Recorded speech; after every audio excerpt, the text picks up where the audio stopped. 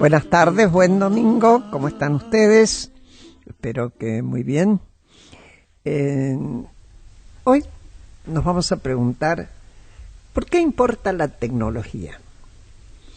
Es casi impensable imaginar la educación y hasta el desarrollo de un país sin que aproveche al mango todo lo que pueda, lo que son los conocimientos tecnológicos y los avances tecnológicos que algunos ni siquiera podemos imaginar a dónde pueden llegar. Nos vamos a dedicar a hablar de todo eso, las ventajas de la tecnología, de la modernización en cuanto a los sistemas de trabajo, de comunicación, de vínculos, las redes, etcétera. Y también vamos a llegar a un punto, pero ya tendremos tiempo, en que veamos en qué momento el uso de la tecnología puede poner en riesgo lo que es la ética. Y la ética en los países y la ética individual. Para eso hemos invitado a dos personas, después voy a decir sus nombres y sus cargos, pero antes Pablo. Hola Pablo, ¿cómo te va? Hola Graciela, pensé que te estabas olvidando de mí ya. No, ¿cómo te voy a olvidar de vos? Te tengo siempre a la vista. Bueno, ¿cómo están a todos nuestros oyentes? Y saben que pueden comunicarse a nuestra cuenta de Twitter, @porqueprograma, o a nuestro mail, porqueprograma@gmail.com. Y nos acompaña una vez más Banco Santander, Elegí Ser Vos, Elegí Women, Sumate a Santander, el Banco de la Mujer. Y a partir de este domingo un nuevo auspiciante al cual le agradecemos, que es Geneia, la compañía líder en energías renovables de Argentina, que a través de sus 7 parques eólicos y su parque solar en San Juan abastecen energía limpia a más de 1 millón de hogares argentinos. Geneia, en constante generación. Bueno, gracias Pablo, gracias Claudio Acevedo, como siempre, con la parte tecnológica precisamente. Y tenemos entonces invitadas acá a María Pía Devoto. Ella es coordinadora de la Red de Seguridad Humana en Latinoamérica y el Caribe. La sigla es SEHLAC, CELAC, con una H en el medio. Y a Vanina Martínez, que es investigadora del Instituto UBA CONICET de Ciencias de la Computación. La propia María Pía me dice, mira, que empiece Vanina, dice, porque ella es expertísima en ciencias de la comunicación, etcétera. Pero acá ustedes ya saben que es charla de café, por lo tanto todos nos preguntamos todo, porque preferimos que no queden pedacitos sin ignorar, si es posible. Vanina, en serio, ¿querés empezar hablando de por qué te acercaste vos a los temas de la tecnología? ¿Qué te acercó? Bueno, primero que nada, gracias por la invitación. Es un gusto. Yo, desde chica, mi hermano estudió computación. Yo soy de un pueblo chico cerca de Bahía Blanca, de Regueira. La universidad más cerca que teníamos es la Universidad Nacional del Sur. Sí. Mi hermano se fue a anotar para estudiar contador en el 89 creo que fue, y volvió inscripto en ciencias de la computación. Mi mamá lo quería matar. Mi mamá estaba desesperada diciendo, ay, ¿qué vas a hacer? ¿Qué vas a tener trabajo? Bueno, y a partir de ese momento él empezó a traer la computadora a mi casa, ¿no? Claro. Yo antes nunca había tenido, ya existían las Commodore unos años antes, pero nosotros no teníamos computadora en casa. Y él me mostraba todo lo que hacía con la computadora, cómo programaba, los jueguitos. Entonces como que de chiquita empecé a pensar en que yo quería construir esos juegos, más que jugar, más que ver cómo se podía usar, generar yo los programas que pudieran hacer esos juegos divinos en la computadora, ¿no? Que para mí eran todo fantástico. Y bueno, así fue. Siempre tuve bien claro lo que quería estudiar y Cuando terminé el secundario me fui para Bahía. Yo en realidad... Entonces tu padre ya estaba convencida de que se había espantado en mano. Ya está. Sí. Un visionario en realidad. El mayor ya había conseguido trabajo como programador, entonces dijo, bueno, está bien, se lo permitimos. No hace falta que seas médica. Claro. Después tuvimos ahí un problema porque ella quería que fuera ingeniera en sistemas. Porque quería que fuera ingeniera. Me va a matar mi mamá cuando escuche este programa. Pero está bien. No, pero la idea era esa. Yo empecé la carrera pensando en que mi futuro iba a ser en la programación, ¿no? Que yo iba a terminar y me iba a venir a Buenos Aires, que era el lugar donde había más trabajo para trabajar en programación, en estas empresas grandes que había en ese momento en Argentina. Pero la vida me llevó por otro camino, me llevó por la investigación. Empecé a conocer dentro de la universidad gente que se dedicaba a eso, me empecé a acercar y bueno, ya la ingeniería no tenía sentido. Entonces me dediqué a hacer la licenciatura en Ciencias de la Computación, que tiene un aspecto más bien más teórico sobre qué es la computación y más basado en lógica, matemática, claro. No tanto en lo que es el hardware. Son largas acá las carreras de grado, ¿eh? Son muy largas. Demasiado largas. Sí. Son 5 años, 5 años intensos.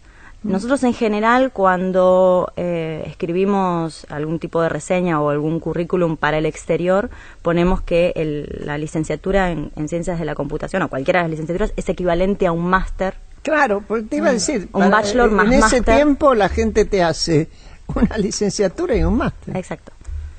Como para que se entienda que tenemos un nivel de estudio, o sea, que son muchos años de estudio, no son 4 años, son 5 pesados. Ahora, eso también permite, ahora me desvío, pero vamos a volver, acortar las carreras, permite una exigencia mayor en cuanto a los niveles de trabajo. Por ejemplo, en la policía de la británica, no ingresa nadie que no tenga título universitario, pero para policía de calle. Ahora, son títulos universitarios mucho más cortos, porque vos te imaginás acá una persona estudiando 5 años para ir a trabajar de policía en la calle. Impensable. Pero es una carrera. Y les pagan, eso sí, les pagan bien. Sí, les pagan bien. Ese título vale. Esa es otra diferencia, ¿no es cierto? Pero realmente, bueno, otro día en otro programa vamos a hacer toda una campaña para que se acorten las carreras. Sí, es un tema muy interesante porque además lo que pasa, por ejemplo, en computación es que muchos de los chicos abandonan la carrera después del 3er o 4.º año. Porque los contratan además. Exacto. En muchísimos casos. Porque ya encuentran y con muy trabajo. buen sueldo. Claro, esa es otra, ¿no? Tendría que ser escalonado. Hay varias carreras que lo tienen, que tenés un título intermedio y después tenés, al 3er año tenés el título intermedio y después tenés otro título. Hay varias carreras que son así. Con un título en el 3er año, por ahí una tecnicatura, algo un poco menor, y después si querés llegar a la licenciatura, puedes hacer más tiempo. Sí, pero realmente creo que son de esas cosas que nuestra educación tiene que repensar. Así como el tema de la tecnología en la educación. ¿Qué opinás sobre eso vos, María Pía? Que aunque decís, no sabes tanto, sí sabes lo suficiente como para imaginar hoy un secundario que no tenga que ver con la tecnología. ¿Podrías?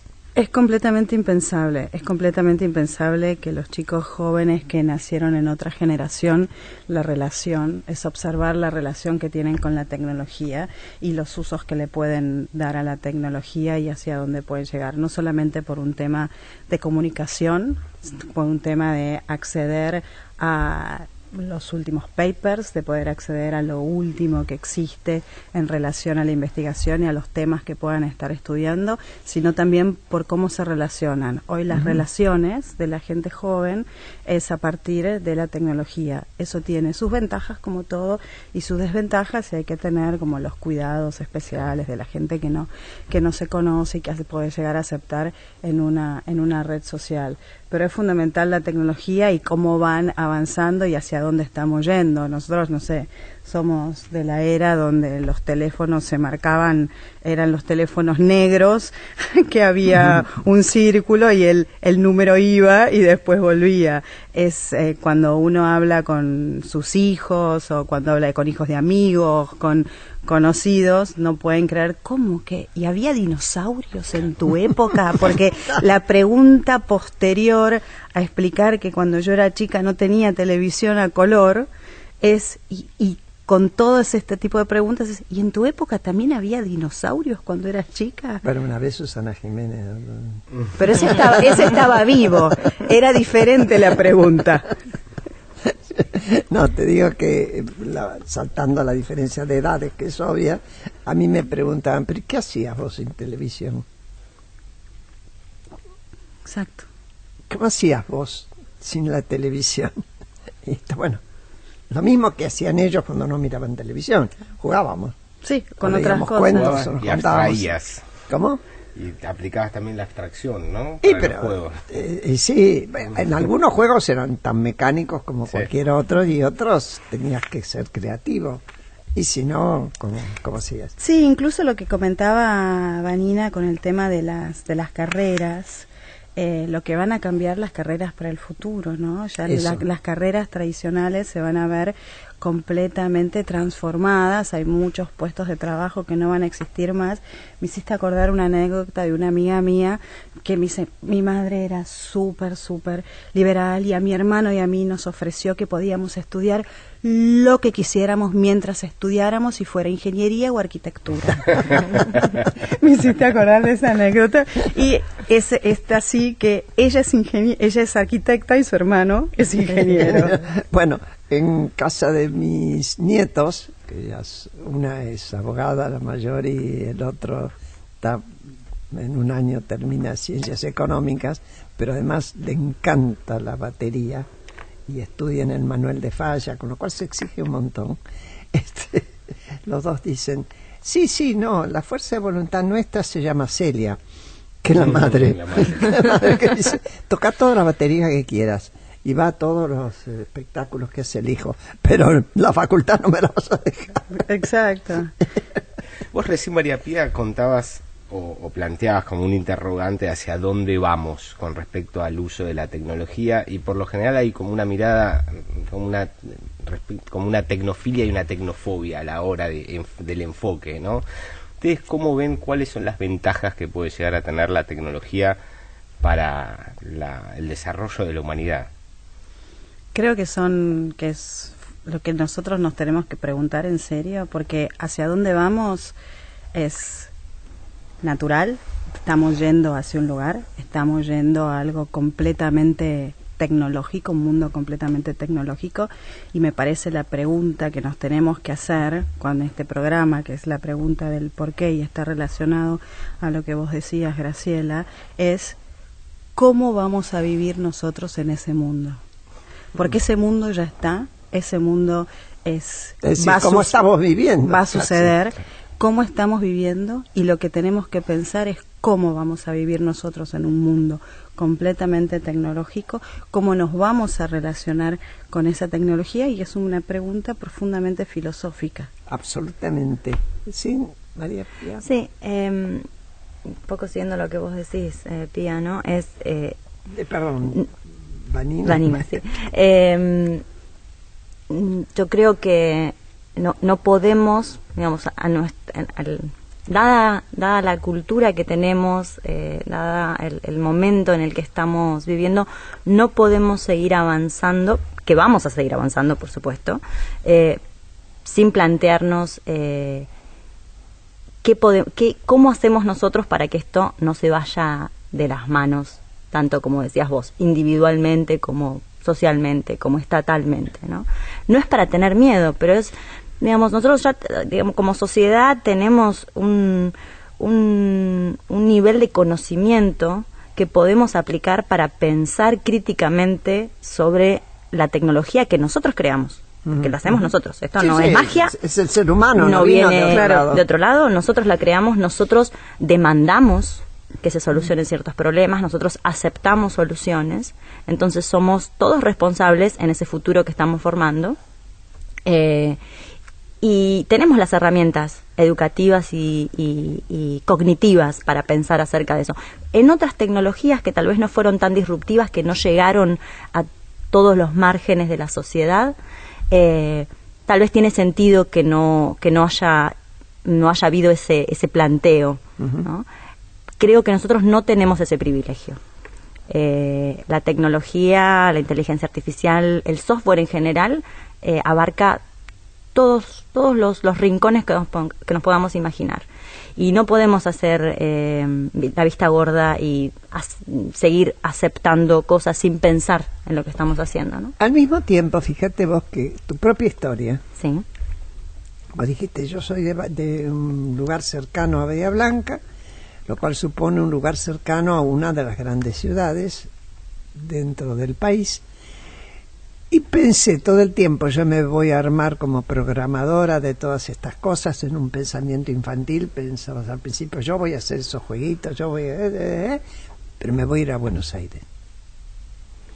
Esta historia de un centro de la Argentina, que podríamos decir Mendoza, Córdoba, Santa Fe, Buenos Aires, tiene un tipo de desarrollo, sus universidades y demás.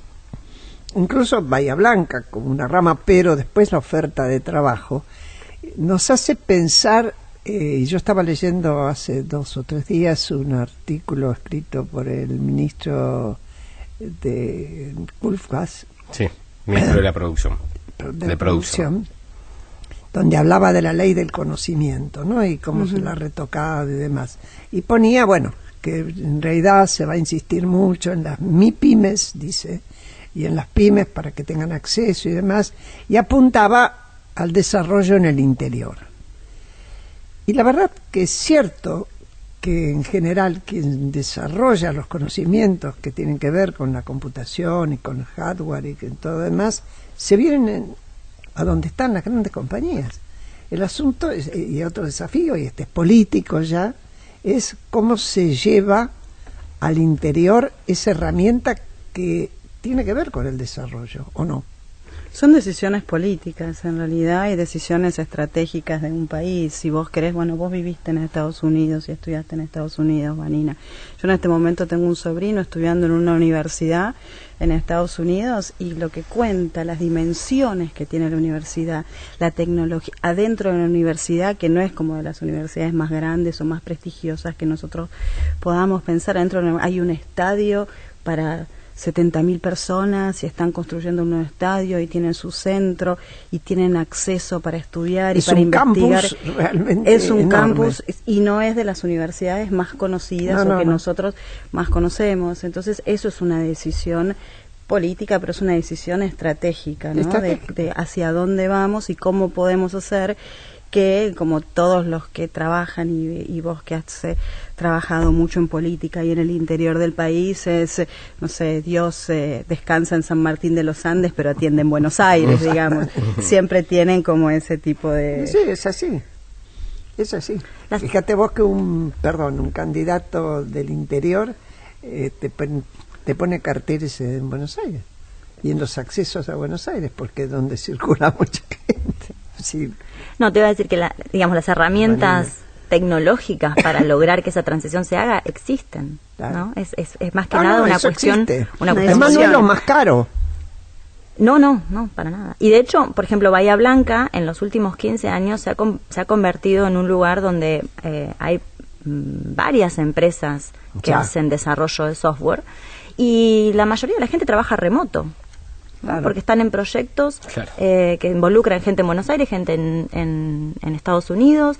Entonces eso facilita un montón, pero tiene que haber una política de Estado que permita que eso sea posible, y que sea lo posible y que tenga un valor agregado para las empresas, que son las que tienen que moverse hacia adentro, ¿no? Bueno, de hecho uno de mis hijos, que es arquitecto, trabaja haciendo proyectos para China y para Arabia Saudita, acá en Buenos Aires.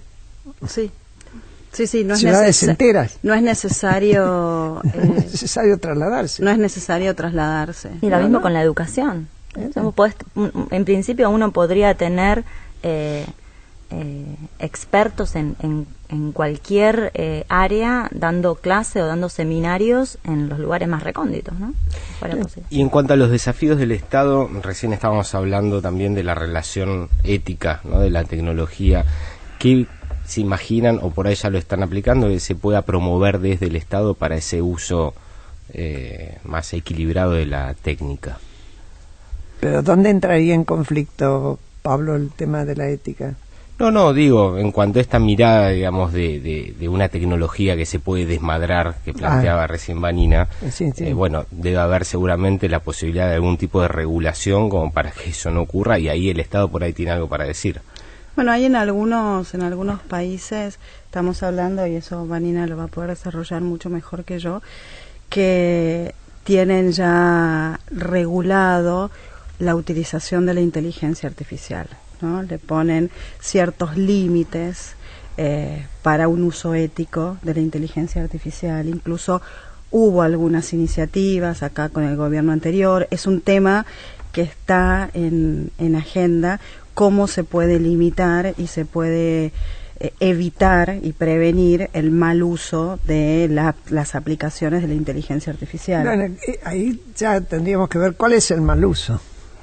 ¿A qué le llaman mal uso? Porque hasta ahora estuvimos hablando del buen uso, ¿no? Es decir, de aquello que nos conviene.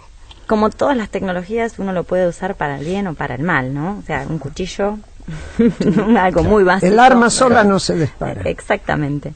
El potencial que tiene nosotros hablamos de inteligencia artificial, pero a mí en general me gusta hablar más bien de aplicaciones de software. Ajá. Que pueden ser más o menos complejas y pueden ser más o menos inteligentes de acuerdo a los parámetros que pongamos, ¿no? El software, tecnología de software. Digamos, la tecnología más importante que se ha desarrollado en los últimos 30, 40 años es el software. Uh-huh. Es el software que se fue complejizando y fue cada vez abarcando áreas más de las más variadas, uh-huh, solucionando problemas, automatizando tareas que en principio tal vez nosotros las hacíamos manualmente, pero con otros costos, o incluso tareas que nosotros como seres humanos no podemos hacer, ¿no? Yo siempre digo lo mismo, yo no puedo leer toda la Wikipedia, pero puedo hacer un programa que lo haga. Tal vez no va a entender lo mismo que yo, ¿no? Y hay que ponerse a pensar qué quiere decir entender. Claro. Pero yo no puedo leer toda la Wikipedia, una computadora sí. ¿Sí? Entonces, perdóname, sí, me acordé de la primera vez que compramos una computadora, qué sé yo, eran unos fenómenos grandes con el CPU enorme, sí. Y una amiga mía me decía, vos sabés, podés hacerte todas las listas de las cosas para comprar en el mercado. Y yo decía, eso lo hago a mano, ¿para qué necesito una computadora para poner harina, azúcar, café? Bueno, son los usos cotidianos. Son los usos cotidianos. ¿Cómo se saltó de...? No sé qué más escribió esa amiga ya. ¿Cómo usó después la computadora? Vos decías muy bien, y ahora vamos a hacer un corte y enseguida volvemos. Vos no podés leer todo el contenido que hay hoy en Wikipedia, por ejemplo, pero sí tu computadora. Uh-huh. Ya volvemos. ¿Por qué? Con Graciela Fernández Mejide en la 1110.